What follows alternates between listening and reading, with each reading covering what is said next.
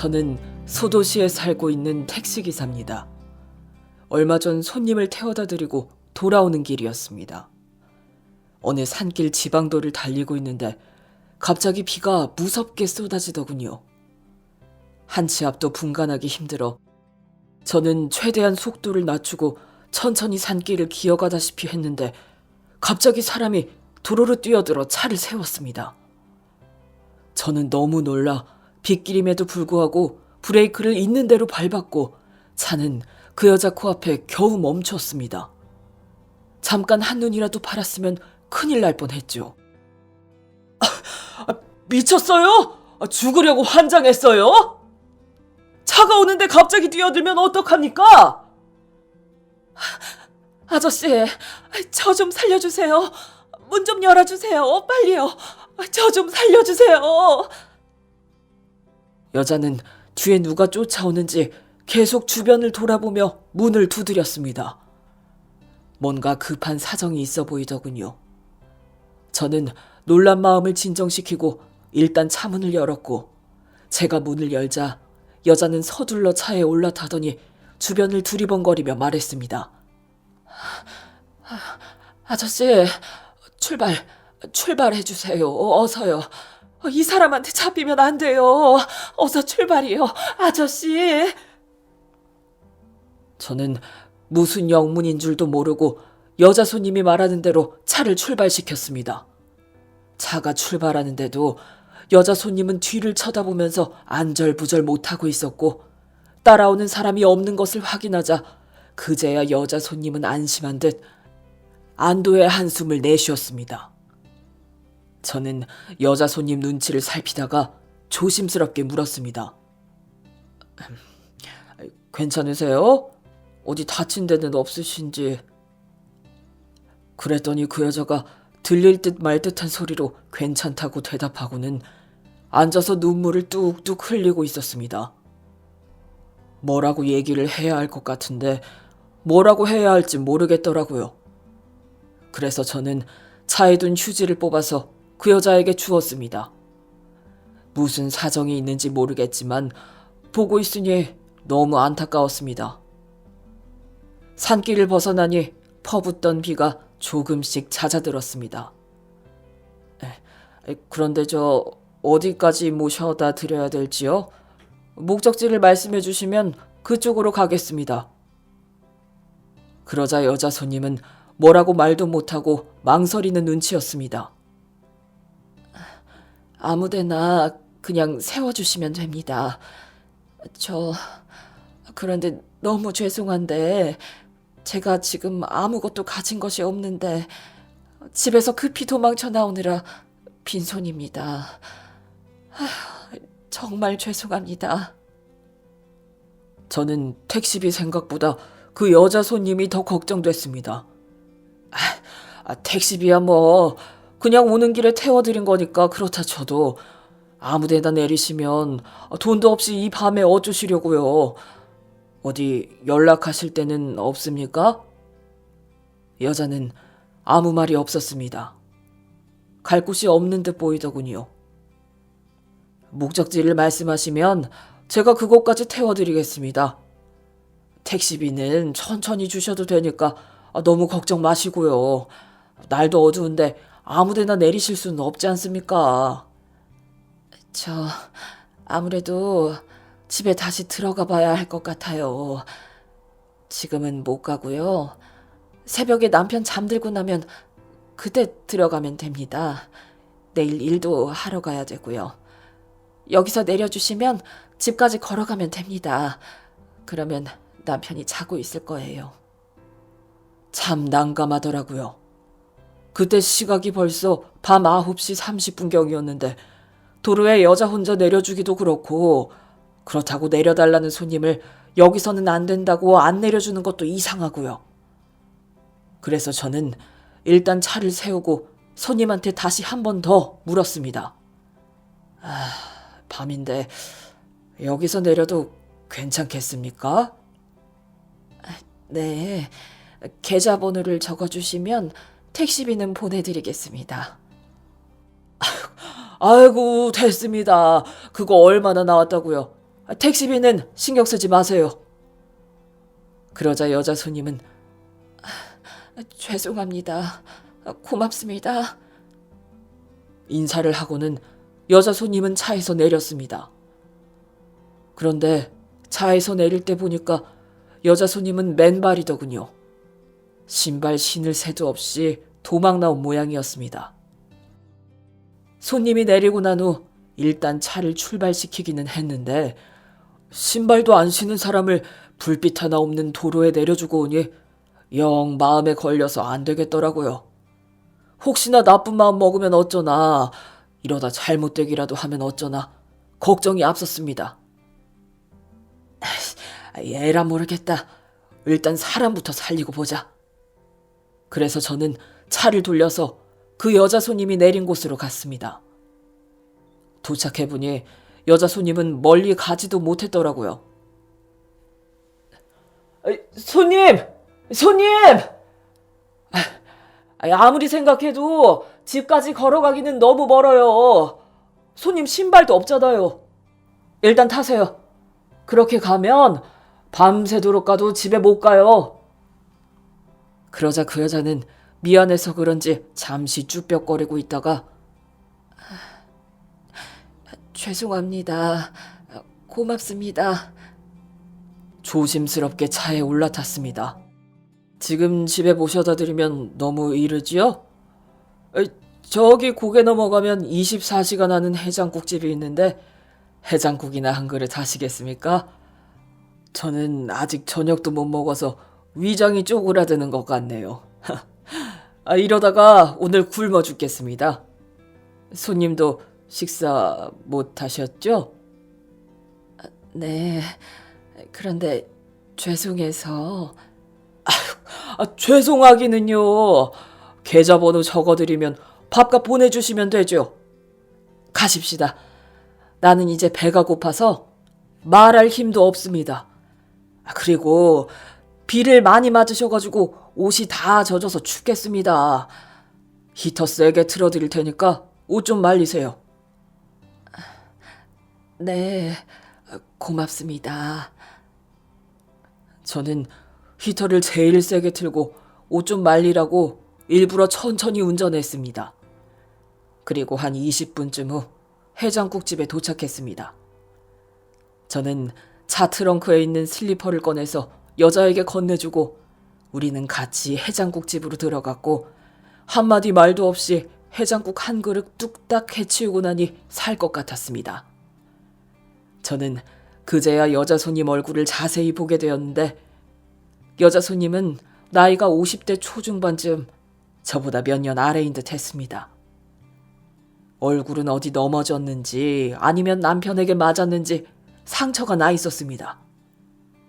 여자는 많이 고단해 보였고 좀 쉬어야 할 것 같더군요. 해장국집에 나온 후 저는 근처 공터에 차를 세웠습니다. 엄청 고단해 보이시네요.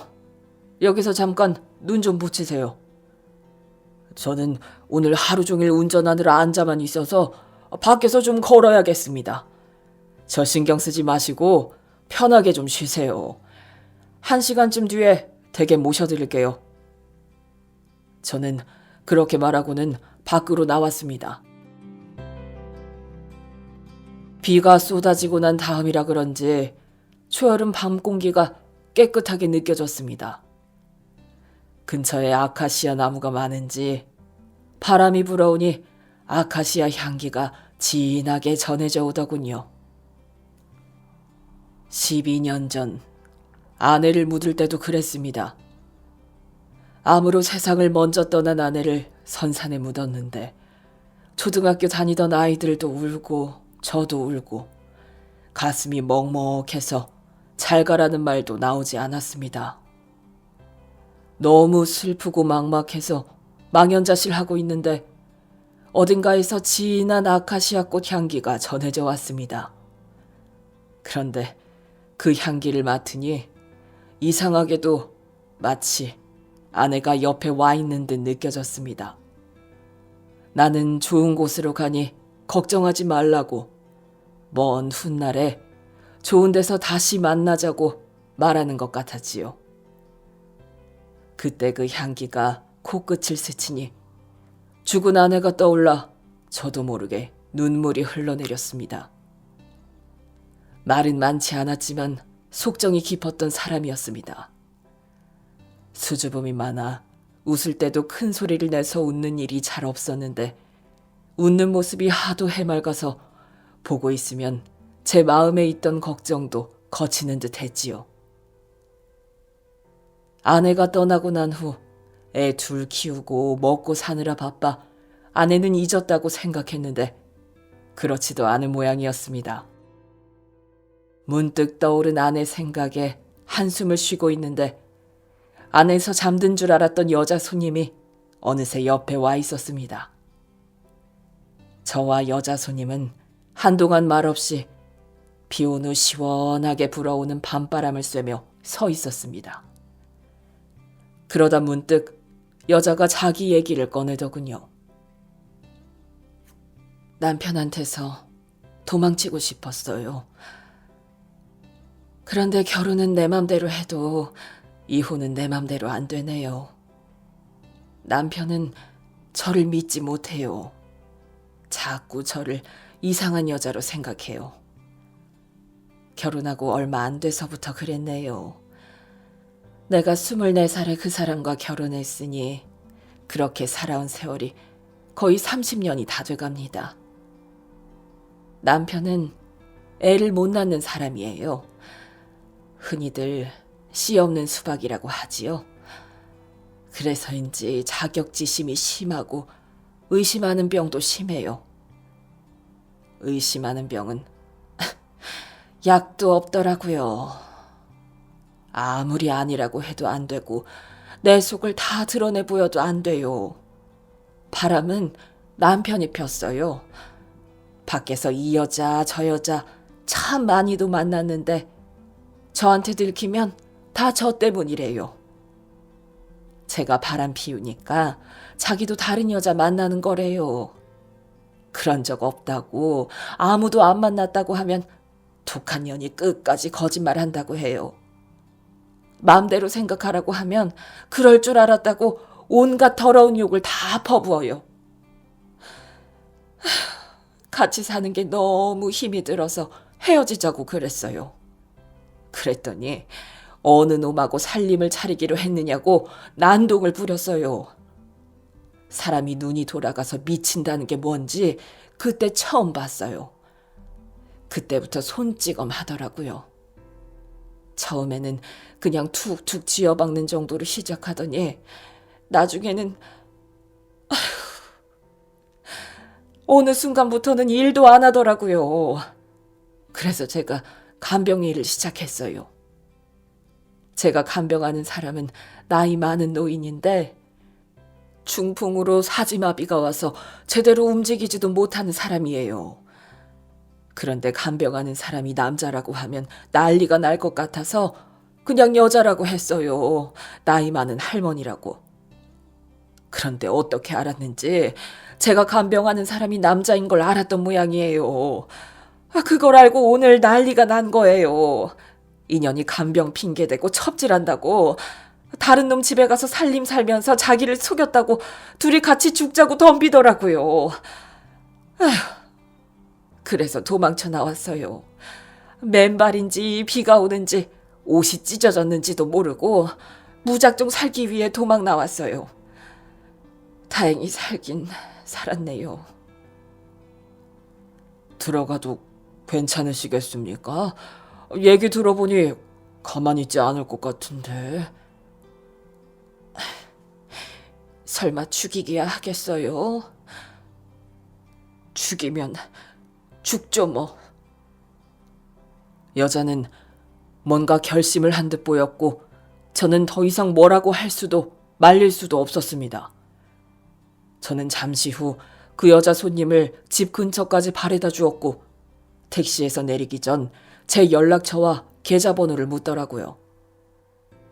오늘 도와주신 은혜는 절대로 잊지 않겠습니다. 정말 감사합니다. 언젠가 꼭 이 은혜 갚겠습니다. 저는 여자 손님이 걱정되었지만 제가 할 일은 딱 거기까지인 듯 했습니다.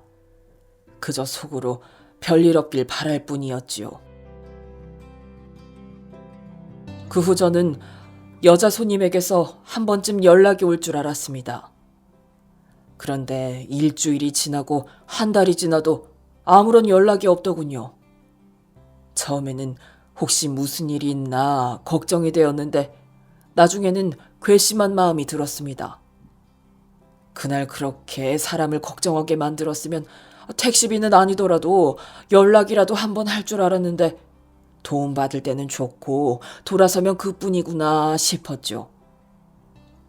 그래, 다 그런 거지. 잠깐 스쳐가는 손님한테 내가 뭘 바라나. 연락을 기다리고 있었던 제가 한심했습니다. 그렇게 3년의 시간이 흘렀습니다. 저는 늘 그대로 특별할 것도 대단할 것도 없는 일상을 보냈는데 언젠가부터 몸살이 오는 듯 하더니 기침이 나고 쿡쿡 쑤시는 듯 머리가 아파왔습니다. 저는 감기 몸살인가 보다 싶어 종합감기약을 사다가 먹고 평소보다 일찍 집에 들어와서 일찍 잠자리에 들었습니다. 그런데 자고 일어나도 증세가 나아지지 않고 며칠간 약을 먹어도 차도가 없었습니다. 그제야 저는 약을 잘못 샀나 보다 싶어 병원에 가서 진료받고 약이나 지어오자 싶어 갔는데 전혀 생각지도 못한 얘기를 듣게 되었습니다. 제가 폐암 4기라고 하더군요. 폐에서 시작된 암은 척추를 지나 어깨, 머리까지 전이가 되었다고 했습니다. 병원에서 4기 판정을 받은 후 의사가 특별한 증상을 못 느끼셨냐고 묻더군요. 몸살이 난 듯 몸이 아프고 기침이 좀 나고 머리 아픈 것 외에 다른 증상은 없었습니다. 그래서 감기 몸살인 줄 알았습니다. 약국 가서 약을 지어 먹었는데도 나아지지가 않아 병원에 온 건데 그렇게 큰 병인 줄은 생각지도 못했습니다. 그랬더니 의사 선생님이 조금만 일찍 오셨으면 좋았을 걸 조금 늦게 오신 것 같다고 하더군요. 폐암은 원래 초기에는 아무 증상이 없다가 3기가 넘어가면서 서서히 증상을 보이기 시작하는데 가끔은 무증상인 경우도 있습니다. 그래서 이렇게 막바지에 오는 분들이 있는데 폐암이 이래서 무서운 겁니다. 이 상태로는 수술도 힘들겠네요. 그러면 저 죽습니까? 수술이 어렵기는 하지만 길이 없는 것은 아닙니다. 방법을 찾아보고 최선을 다해봐야죠. 의사 선생님이 듣기 좋게 둘러서 말했지만 제 귀에는 그 말이 가망이 없다는 말로 들리더군요. 이런 경우에 보통 얼마나 살 수 있습니까? 대개 6개월 정도 보시면 되겠습니다. 그런데 이건 어디까지나 통계적으로 그런 것이지 환자분이 어떻게 건강을 챙기고 생활하느냐에 따라 상태는 달라질 수도 있습니다. 방사선 치료도 해보실 수 있고 항암 치료도 원하신다면 하실 수 있습니다. 그래서 제가 그런 치료를 하면 병이 낫느냐고 물었더니 그건 아니지만 치료가 잘 되면 수술을 할 수 있을 거라고 하더군요. 한마디로 수술하기 위해서 치료를 받아보자는 거였습니다. 그래서 저는 그러냐고 잘 알겠다고 하고 병원을 나왔습니다. 도저히 엄두가 나지 않았습니다. 산다는 확신도 없이 항암 치료를 받고 고통을 참아낼 자신도 없었고 그 많은 치료비를 감당할 돈도 없었습니다. 아내가 떠나고 난 후 아들 하나, 딸 하나 키웠는데 아들은 군대 가 있고 딸은 이제 대학교 3학년. 들어갈 돈은 많은데 돈 나올 구석은 없는 상황이라 그저 앞이 막막할 뿐이었습니다. 애들도 다 컸고 세상에 나와서 내가 해야 할 일은 어느 정도 다 했나 보다. 그래서 이제 아내 곁으로 오라고 부르시나 보다 생각했습니다. 그래, 갈 때가 됐으면 가야지. 조금 빨리 가고 조금 늦게 가는 것뿐이지. 누구나 한 번은 다 가는 거. 세상은 불공평해도 죽음은 공평한 거야. 태어나서 고생만 하고 살아서 그런지 사는데 크게 미련도 없구나. 여보, 나 이제 6개월 남았대. 당신이 내가 보고 싶어서 일찍 부르는 거지? 내가 많이 그리워서 그러는 거지? 조금만 기다려. 내가 애들 마음 아프지 않게 정리 잘하고 갈게. 오래 안 걸려. 6개월이니까. 어쩌면 좀 더 빨라질 수도 있고. 좀 이따 만나. 내가 가면 마중 나와.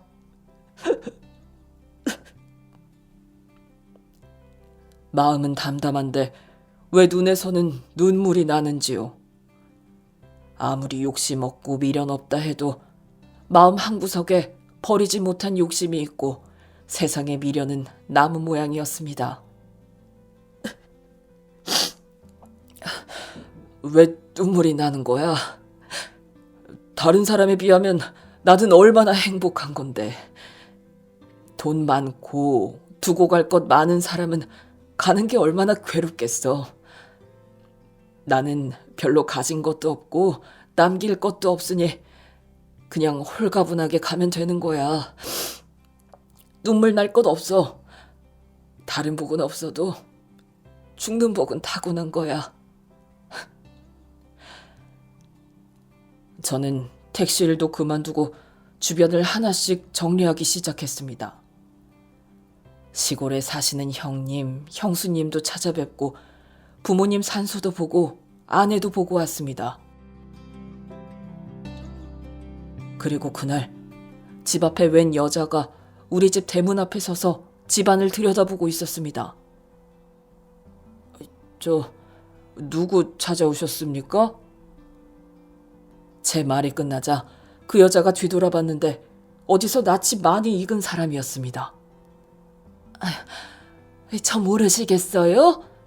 그때 비 오는 날 저 공짜로 택시 태워주셨잖아요. 해장국도 사주시고. 그 얘기를 들으니 그때 그 일이 생각이 나면서 여자 얼굴을 알아보겠더라고요. 저는 너무 반가워 저도 모르게 그 여자 손을 덥석 잡았습니다. 아이고 세상에, 왔어요. 정말 오랜만입니다. 그동안 잘 지냈습니까? 집에는 잘 들어갔는지 어쨌는지 많이 궁금했습니다. 어떻게 알고 찾아오셨습니까? 그때 택시가 회사 택시여서 찾아가서 물어봤습니다. 제가 너무 늦게 인사드리죠? 진작에 오려고 했는데 그때 적어주신 연락처 남편이 불살라 버렸어요. 집에 도착했을 때 그 시각까지 남편이 안 자고 있더라고요. 어디 갔다 왔느냐고 도망가 버린 줄 알았다고 미안하다고 하더니 제 손에 쪽지가 있는 것을 보고 또 미쳐버렸어요. 밖에서 남자 만나고 다니는 거 알았다고 온갖 욕을 하면서 쪽지를 가져가 라이터 불로 태워버렸어요. 그때는 저도 같이 미쳐버렸습니다. 무슨 정신이었는지 차라리 날 죽이라고 이렇게 사느니 죽는 게 낫다고 덤볐어요. 그리고는 실신을 했는지 눈 떠보니 병원이더라고요. 온데 멍투성이었어요. 갈비뼈가 부러졌는지 움직일 수도 없었죠. 그렇게 한동안 병원 신세로 지냈습니다. 병원의 사람들이 왜 그러고 사느냐고 경찰에 신고하고 이혼하라고 하더라고요. 그 정도 되면 남편이 이혼 안 해준다고 해도 이혼할 수 있다고요. 그때까지 남편이 이혼 안 해주면 이혼도 못하는 줄 알았는데 주변 사람들이 알려줘서 이혼할 수 있었어요. 그 지긋지긋한 집구석을 그렇게 빠져나왔네요. 그런데 얼굴이 많이 상하신 것 같네요. 어디 아프세요? 많이 아프지는 않은데 얼마 못 산다네요. 배에 암덩어리가 있는데 그게 여기저기 옮겨 붙었나 봅니다. 그래서 갈 준비를 하고 있었습니다. 그런데 죽기 전에 이렇게 만나게 될 줄은 정말로 몰랐네요. 제가 얘기를 하자 여자는 너무 놀란 표정으로 저를 바라보더니 가자고, 병원에 어서 가자고 하더라고요. 어떻게 죽는다는 말을 어떻게 아무렇지도 않게. 그러는 거 아닙니다. 세상에서 목숨만큼 귀한 것이 없는데 죽는다니요. 해볼 만큼은 해보고 갈 때는 후회 없이 가야 되는 겁니다. 아무것도 안 해보고 그렇게 가면 억울해서 죽어서 눈도 못 감아요. 어서 가십시다. 죽을 날을 기다리지 말고 어서 병원에 가십시다. 그래서 저는 세상에 미련 없다고, 이제 갈 때가 됐다고 하니 그게 무슨 소리예요. 아직 멀었습니다. 그러니 어서 병원에 가십시다. 단호하게 얘기를 했고 그 여자 손님은 결국 택시를 불러서 저를 데리고 대도시 대학병원으로 갔습니다. 가는 동안 그 여자가 그러더라고요. 내가 그때 진 빚도 못 갚고 이제야 찾아왔는데 이리 허무하게 가시면 안 됩니다. 다 제가 알아서 할 테니까, 제가 진 빚 두고두고 빚 갚을 테니까 아빌 걱정 말고 돈 걱정도 말고 살 길만 생각하세요. 암은 살겠다는 의지가 90이라고 합니다. 죽는다는 생각은 아예 하지도 마세요. 살 수 있습니다. 아저씨가 저를 살려주셨으니 아저씨는 제가 살릴 겁니다. 이렇게 살 수 있는 건가? 죽지 않아도 되는 건가? 살고 싶은 욕심이 스멀스멀 올라오더군요. 덤덤했던 마음은 온데간데 없고 살고 싶다는 생각에 자꾸 미련이 남고 집착이 생겼습니다. 저는 별로 가진 게 없습니다. 들어놓은 보험도 없고요. 병원비가 만만치 않을 겁니다. 그 어르신을 제가 9년간 병간호했습니다. 제가 듣기로는 자식이 셋이나 있는데 어른이 누워있는 동안 자식들 중 어느 누구도 얼굴 한번 비치지 않았습니다. 상태가 위독할 때 연락을 받고 자식들이 다들 한번 찾아오기는 했는데 아픈 아버지를 두고 돈 얘기 먼저 꺼냈습니다. 아버지 가시기 전에 재산은 나눠야 하지 않겠냐고요. 어르신이 노발대발하면서 자식들 다 쫓아내버렸습니다.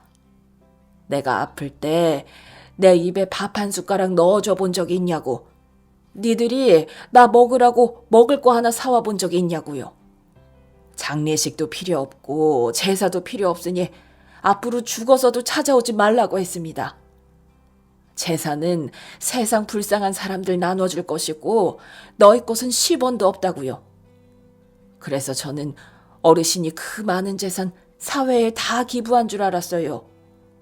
그런데 그걸 반은 기부하고 반은 제 앞으로 돌려놓으셨어요.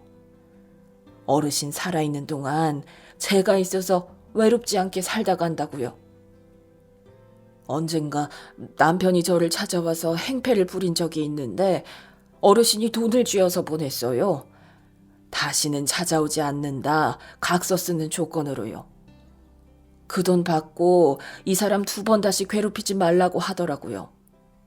한평생 어렵고 힘들게 살았는데 평생 없던 돈복이 뒤늦게 찾아온 건지 죽을 때까지 이 돈 다 쓰라고 해도 못 쓰겠어요.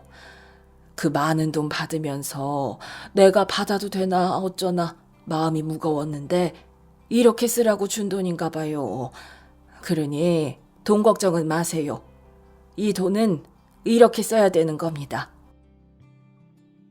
사람 마음이 참 간사하대요. 죽는다고 생각했을 때도 눈물이 났는데 살아보자고 했을 때도 눈물이 나더라고요. 어떤 것이 진짜 내 마음인지 저도 제 마음을 모르겠더군요. 그렇게 저는 그날 바로 대학병원 특실에 입원해서 검사 후 집중 치료를 받게 되었고 그 여자는 잠깐씩 볼일 보러 가는 것 외에 제 곁을 떠나지 않았습니다. 가봐야 되는 거 아니냐고 했더니 그 여자가 웃으면서 그러더군요. 나는 평생 아픈 사람 병간호하는 발장가 봐요. 아픈 사람이 있는데 어딜 갑니까? 병간호 해야지요. 고맙기도 하고 미안하기도 하고 저야말로 뒤늦게야 이게 무슨 복인가 싶었습니다. 암은 다른 장기로 전이가 되긴 했지만 항암 치료와 표적 치료를 병행하면서 상태는 많이 나아졌고 의사 선생님이 보시더니 이제 수술해도 되겠다고 하더라고요. 아휴, 선생님 잘 부탁드립니다. 제일 좋은 약 써주시고 수술 잘 부탁드립니다. 그 여자는 의사 선생님 볼 때마다 신신당부를 했습니다. 저는 폐의 절반 가까이 떼어내는 절제술을 받았고 다행히 수술 경과도 좋고 회복도 빨라서 퇴원하게 되었습니다. 퇴원을 앞두고 그 여자가 그러더라고요. 폐 수술 후에는 공기 좋은 데 가서 요양해야 된다고 하던데 혹시 제가 이런 말 하면 어떨는지 모르겠지만 저하고 같이 시골에 가시겠습니까? 마당도 있고 뒤에는 텃밭도 있어서 농약 안 치고 채소도 길러 먹을 수 있을 것 같은데. 저야 좋지만 내내 제 병간호 하시고 거기 저랑 같이 가시면 제 뒤치다거리 해야 될지도 모르는데 제가 귀찮지 않습니까? 조실부모하고 고아로 자란 내가 이 나이 먹도록 자식이 있길 하나 형제지간이 있기를 하나 세상 톨톨 털어 의지할 곳도 없는데 사람이 귀찮으면 되겠습니까? 저번에 병원에 왔을 때 보니까 아저씨 딸도 참 예쁘게 컸고 아들도 참 잘 자랐던데 내가 도움이 좀 되고 싶더라고요. 생판 모르는 사람도 돕고 산다는데 이렇게 인연이 맺어졌으니 돕고 살면 좋을 것 같아서요. 아저씨만 부담스럽지 않으면 그리 하고 싶네요. 그 얘기를 듣는데 제가 이 여자를 너무 그냥 놔두는 건가 하는 생각이 들었습니다. 여자가 용기를 내어서 얘기하는데 가만히 듣고만 있으니 남자 체면이 말이 아니더라고요. 그래서 저도 용기를 내어서 말했습니다. 아주머니, 아니 영순 씨, 내 옆에 있어줘서 도망가지 않고 나를 돌봐줘서 정말 고맙습니다. 그리고 언젠가부터 이 얘기는 하려고 했는데 그때 처음 본 날 우리는 뭔가 인연이라는 생각이 들었습니다. 연락이 올 줄 알았는데 연락이 안 와서 얼마나 섭섭했는지 모릅니다. 그런데 이렇게 찾아와 주어서 내가 얼마나 행복한지 몰라요. 내 몸이 더 건강해져서 오래오래 영순 씨와 함께하고 싶습니다. 죽은 제 아내가 들으면 섭섭할지 모르겠는데 죽을 때까지 영순 씨하고 행복하게 한번 살아보고 싶습니다. 그렇게 저는 영순 씨와 시골에 자리를 잡게 되었고 우리는 그곳에서 우리 둘만의 조촐한 결혼식을 올리고 사진도 찍었습니다. 영순 씨와 함께 산 지 벌써 2년이 흘렀네요. 즐겁게 살아서 그런지 몸도 점점 건강해지고 있고 가끔 병원에 가서 검진을 해보는데 아직까지 재발은 없다고 하더라고요. 아내한테 곧 만나자고 인사를 했는데 그때 한 인사는 취소해야 할 모양입니다. 6개월이라고 했는데 앞으로 60년만 더 기다리라고 영순 씨하고 100살 넘어서까지 살다가 천천히 간다고 해야겠습니다. 원래 정해진 인연이 있는 건지 아니면 인연은 우연히 맺어지는 건지 모르겠습니다만 이렇게 맺어진 인연 귀하게 생각하고 소중히 아껴주며 살아가겠습니다.